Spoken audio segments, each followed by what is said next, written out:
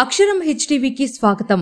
మంచిర్యాల జిల్లా జన్నారం వ్యవసాయ market committee chairman గా నూతనంగా ఎన్నికైన దుర్గం లక్ష్మీనారాయణ హెచ్టీవీతో మాట్లాడుతూ తన యొక్క విద్యాభ్యాసం, రాజకీయ ప్రస్థానం గురించి వివరించారు. నేను రైతు కుటుంబం నుంచి రావడం జరిగిందని, రైతుల కష్టసుఖాలు తెలుసునని, నా రాజకీయ ప్రస్థానంలో భాగంగా నేను గతంలో 2 పర్యాయాలు గ్రామ సర్పంచ్గా, ఆయకట్టుదారుల సంఘం చైర్మన్గా మరియు వివిధ ప్రభుత్వ పథకములకు ప్రతినిధిగా ఉంటూ ప్రజలకు ఎన్నో సేవలు అందించి గ్రామాన్ని అభివృద్ధి దశలోకి తీసుకెళ్లడం జరిగిందని తెలిపారు. అనంతరం ప్రజాప్రతినిధులకు, అధికారులకు, ప్రజలకు, రైతాంగానికి నూతన సంవత్సర మరియు మకర సంక్రాంతి శుభాకాంక్షలు తెలియజేశారు. నా పేరు దుర్గం లక్ష్మీనారాయణ. నేను ఒక రైతు కుటుంబం నుండి వచ్చాను. 1994లో నేను విద్యా అభ్యాసం అంటే ఇంటర్మీడియట్ చేసే టైంని అనుకోకుండా మా ధర్మారం విలేజ్లో ఎస్సీ రిజర్వేషన్ చేయబడింది సర్పంచ్గా.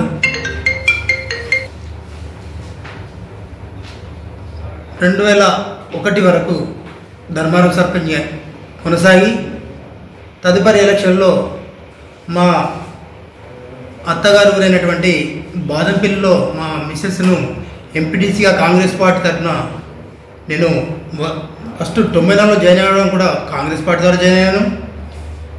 కాంగ్రెస్ పార్టీలో కొనసాగుతూ 2001 ఎలక్షన్లో బాదంపల్లిలో ఎంపీటీసీగా మా మిస్సెస్ను పోటీ చేయించాను.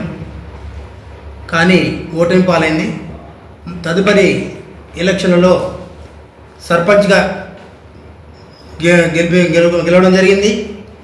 అది కొనసాగుతుంది. అది మహిళా రిజర్వేషన్ కూడా అది కొనసాగుతూనే మళ్ళీ నేను నీటి విధాన సంఘం కడెం ప్రాజెక్టు ఆయకట్టుకు 13 డిస్ట్రిబ్యూటర్కు పొనకల్ ఆయకట్టు దానికి పొనకల్ అంటే 4 ఊరు ఉంటాయి. పొనకల్, జన్నారం, రేళ్లగూడ, బాదంపల్లి, ధర్మారం, లింగాయపల్లి విలేజ్లకు చైర్మన్గా కొనసాగాను. నా రాజకీయ జీవితం మొత్తం 30 సంవత్సరాల జీవితం మొత్తం నేను కాంగ్రెస్కి అంకితమై ఉన్నాను. దానికి నేను మా నాయకుడు, మా ఎమ్మెల్యే గారు, యువ నాయకుడు మా ఎమ్మెల్యే గారు నన్ను నమ్మి నేను ఆయన గెలుపునకు కృషి చేశాను.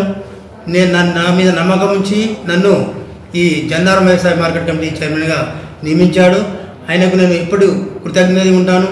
సీఎం గారి రేవంత్ గారి ఆజ్ఞ ప్రకారం మన బొజ్జిపట్టెల ఆదేశానుసారం నేను ఈ మార్కెట్ కమిటీకి నా శాయశక్తులు రైతు కుటుంబం నుంచి వచ్చాను. నేను ఇప్పటికి కూడా ఈ చైర్మన్ ఉంది కదా అని నేను చేయకుండా కాదు. రోజు కూడా నేను చేసేది వ్యవసాయమే. పొద్దున 10 గంటల వరకు వ్యవసాయ పనులు చేసుకున్న తర్వాత నేను వస్తాను. ఇదే వ్యవసాయం గురించి నాకు బాగా తెలుసు. నేను పాలేరును కూడా పెట్టుకొని నేనే చేసుకుంటాను. నేను రైతులకు ఎప్పుడు అన్ని వేళలా రైతు కుటుంబాల నుంచి వచ్చాను కాబట్టి రైతులకు అందుబాటులో ఉంటూ మా ఎమ్మెల్యే గారి ఆదేశానుసారం నేను నడుచుకుండి నేను రైతులకు న్యాయం చేస్తానని పెట్టుకుంటాను. ఇది కాంగ్రెస్ పార్టీ పథకాలలో 6 గ్యారంటీల పథకం ప్రకారం ప్రారంభమై ఉచిత బస్సు పథకము అమలైంది. ఇంకాను మన 10 లక్షల ఆరోగ్య బీమా కూడా అమలైంది. 2 అయినాయి. తర్వాత సిలిండర్ కూడా 500కి గ్యాస్ సిలిండర్ అనే పథకం కూడా అమలైంది. తర్వాత రైతు రుణమాఫీ కూడా అమలైంది. తర్వాత ఇది కరెంటు విద్యుత్ పథకం కూడా అమలైంది. ఒకటి 2500 పథకం ఒకటి ఉన్నది, మహాలక్ష్మి. ఒక 2 పథకాలు రైతు భరోసా త్వరలో రాబోతుంది. 26 తారీఖు నుంచి ఇస్తా అని సీఎం గారు అనౌన్స్మెంట్ కూడా చేశారు. ఇందిరమ్మ ఇల్లు కూడా అది కూడా 26 నుంచి ఆల్రెడీ ఇంటింటి సర్వే ప్లస్ యాప్ ద్వారా సర్వే చేయడం జరిగింది. అది కూడా త్వరలో ఈ 26 కావచ్చు, ఈ మంత్లోనే ఈ సంక్రాంతిలోపు కానుక ఇచ్చే దిశలో మా నాయకత్వం మా బొజ్జు గారి ద్వారా నాకు తెలిసింది. కాబట్టి ఏ పథకమైనా కాంగ్రెస్ ప్రజాప్రభుత్వం, ప్రజలకు సేవ చేయడానికి వచ్చిన ప్రభుత్వం ఖచ్చితంగా చేసి తీరుతుందని నేను చెప్తున్నాను. ప్రభుత్వ తప్పిదాల వల్లనే ఈరోజు రైతు భరోసా అనేది ఆలస్యం జరుగుతుంది.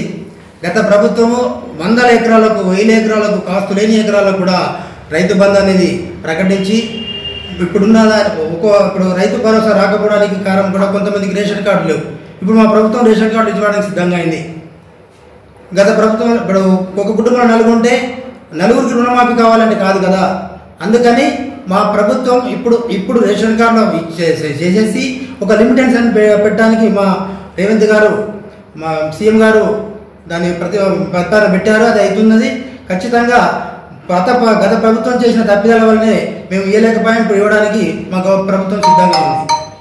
ప్రభుత్వం అనేది ఖచ్చితమైన ప్రజలకు మేలు చేసే ప్రభుత్వము. ఖచ్చితంగా ప్రజాప్రభుత్వం ద్వారానే ప్రజలకు మేలు జరుగుతుంది. ఎప్పుడైతే ఇంతకుముందు మన కేసీఆర్ ప్రభుత్వం రాకముందు ప్రతి ఈ ఊరికి ఇందిరమ్మ ఇల్లు అనేది ఇవ్వడం జరిగింది. అప్పుడు ఉన్నదాని మోతాదు ప్రకారం 1 లక్ష రూపాయల ప్రకారం ప్రతి ఇంటికి ఇవ్వలేదనే ఇల్లు అనేది ఇప్పటికీ లేదు. అంటే ఇప్పుడు వచ్చిన కొత్త కుటుంబాలు తప్ప ఆ కొత్త కుటుంబాలకు ఈ కేసీఆర్ వచ్చి అట్టి డబుల్ బెడ్రూమ్ అని ఆశలు పెట్టి ఏమి ఇవ్వలేకపోయాడు. అదే మా ఇప్పుడు ప్రజాప్రభుత్వం ఖచ్చితంగా మా ప్రజల కొరకు ఇచ్చిన ప్రభుత్వం. దానికి ఎవరైతే అర్హులు అందుకే ప్రజా యాప్ పెట్టారు. ఆ ప్రజా యాప్ ప్రకారం ఇంటింటి యాప్ చేసుకొని ఎక్కడైతే ఇల్లుందో ఆ ఇంటి దగ్గరనే అది నిజమైన లబ్ధిదారు ఉన్నా కాదా, అందులో అవినీతి జరగకపోవడానికి, యాప్ పెట్టడానికి, అవినీతి లేకుండా చేయడానికి వరకే మా ప్రజాప్రభుత్వం సిద్ధంగా ఉంది. ఇప్పుడు ఎవరైతే మరీ బిదాస్తులు ఉన్నారో దాంట్లో ఇప్పుడు నియోజకవర్గానికి 3,500 ఇళ్ళు ఇస్తామని మా ముఖ్యమంత్రి గారు ప్రకటించారు. ఆ 3,500 ఇళ్లలో ఖచ్చితమైన లబ్ధిదారులను గుర్తించి ఇవ్వడానికి మేము సిద్ధంగా ఉన్నాం.